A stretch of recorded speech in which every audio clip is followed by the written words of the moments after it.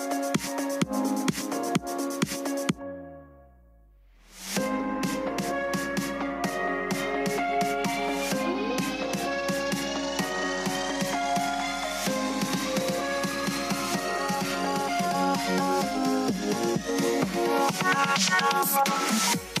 episode of the Pu'u Muay Thai podcast is brought to you by pmtlifestyle.com, authentic Muay Thai lifestyle by Pu'u. Definitely go check out the website at pmtlifestyle.com for some awesome lifestyle merchandise.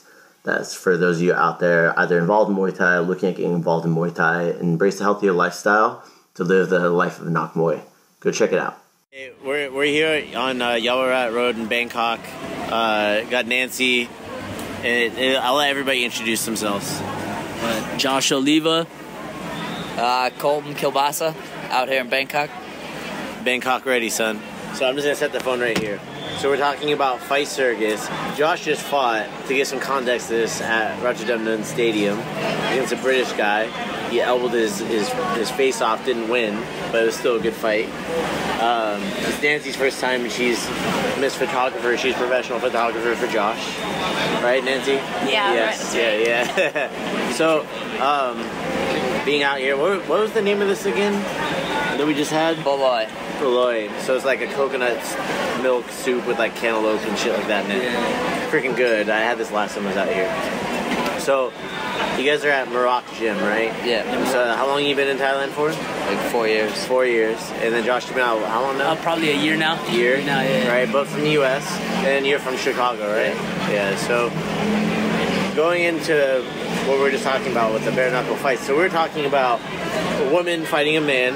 So American, is it American woman? No, she's Thai girl. Thai girl. Po Denman. Denman. That's her name? That's her name, Yeah. Po Denman. She's a gangster. Her brother fights bare knuckle too. Yeah, They're both fucking sick. So, and then the fight circus going on today too. And you said they wanted you to fight against two guys in the MMA? They it was like MMA rules? had a conversation with me like, do you want to do like, would you be interested? Would you be interested? Like flirting with the event, and I'm like, no, fuck, I don't want to. No, I don't want to do that. I'm not fighting two guys. How much would it cost to get you to fight two guys? That's the same question. It's like, give me a number. And I was like, I'm not having this conversation. No interest. I was like, I don't want to have this conversation. But have you fought for them before? Yeah, well, that was my first amateur fight. I fought for Full Metal Dojo. Oh, no shit. Yeah. But it was like did they have that at Rawai Stadium? No, this was a long time ago in Bangkok. Oh, It happened at like Insanity nightclub. My first or second amateur fight, yeah. Because he was at Rawai. Now they do everything in Phuket. Okay, and they do everything in Phuket, and they had one at like Rawai Stadium, or like the old Rawai Stadium or something like that, right? Yeah, they're still doing. They still do there. Shit. Now he's doing it at Illusion. He's doing the Club Illusion. Now it's the quote unquote fight circus. Yeah. My friend Mitch Viquez, he was living in.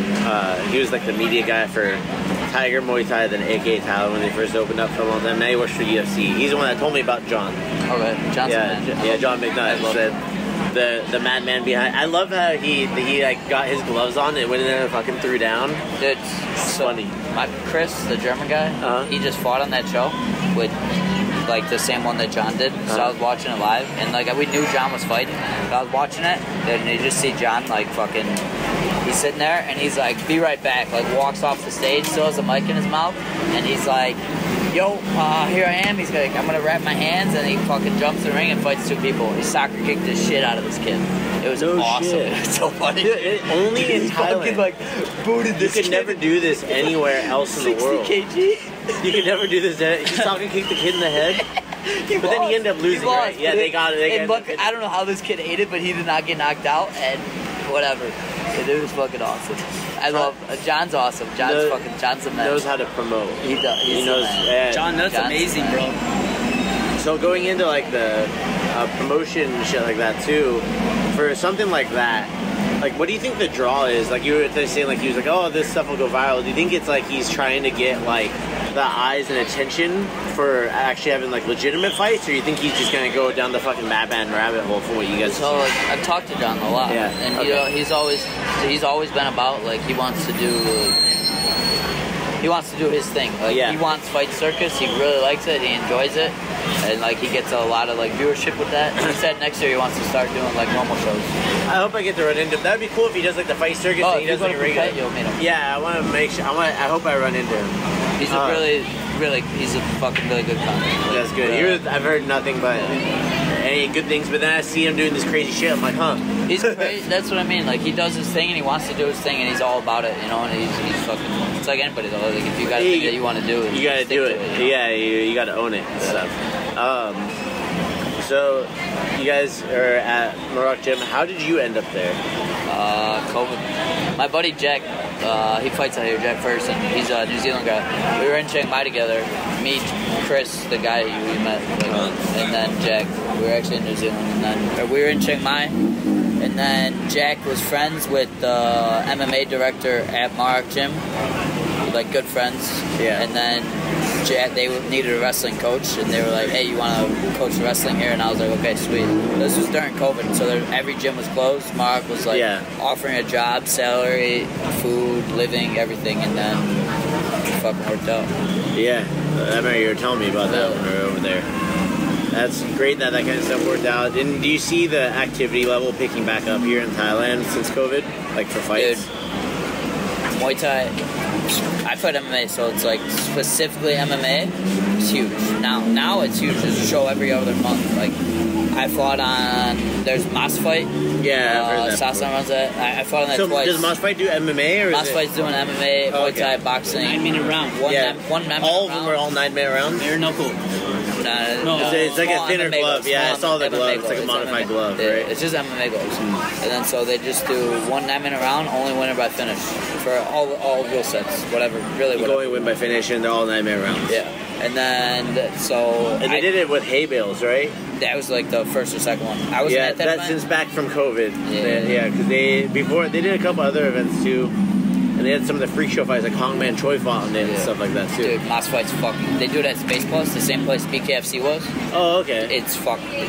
Space Plus is a fucking sick club. One of the best clubs. I never heard about it until he mentioned that's where the bare knuckle fighting championship was at. Bro, Space Plus is amazing, bro. And then you like it'd be like, oh, we got like a 15-minute break. You know, the first time I went there, I was like, I had a fight, and I was like, trying to like I didn't know what was going on at this stadium, you know, and then they're like, oh, we got a 15-minute intermission. All these strippers started coming out and shit, you know what I mean? And motherfuckers were dangling from the You don't get that anywhere else, yeah, you know? No. Dude, imagine that. Like my homie was married and he was like looking down the whole time, and I'm like, bro, you know you want to look. And I was like, bro, you know you want to look. Dude, when I fought there, I walked out of the cage. I won. I walked out of the ring or whatever. Dude, people were just handing me like 2,000 baht extra to them, but like they were tipping you. Rich Chinese, rich just because they liked watching just the fight. Just because they wanted the fight, they were there to do. They got money, and they're just like, here you go, here you go. Imagine that happening in America. Imagine going to like a fucking awesome club and just like one of the nicest clubs in the U.S. and then putting on a fight event. I will say this: at one of the casinos that I've been to that has fights in our town, because they have the event for VIPs, they throw money at the fighters when they leave. That's awesome. And it's like but that's the only time I've seen that. Yeah, and it's those people who have that fuck you money. That's the best atmosphere though. Like it's good for the fighters, it's good for the fans and stuff. It's like the club atmosphere brings it out because they're there to party. Yeah, they're $1 bills, right? Yeah. they just throw it out, make it rain. I love fighting in a club. It's the coolest thing. Like, you don't see that in America. It's a party. It's a party, and then outside the ring, it's fucking everybody's shit-faced hammered, and they're like right there. They're right next to the ring. Like so, Rumble in the Jungle in Tulum. Did you see that? Brooke and Eddie Farrell, they moved to Tulum. Yeah, I saw them do that. I was the co-owner for the gym that I have in Santa Barbara. He got involved with it with the matchmaking because I had my, hey, you should go down there for the event and bring one of our guys. And then they're like, hey, do you know more people? He's like, yeah, I can bring more people for you. We got more people for his next one. We got more involved. I ended up going down there to help with officiating and stuff. And they set up an event on the beach, to teach beach club in Tulum.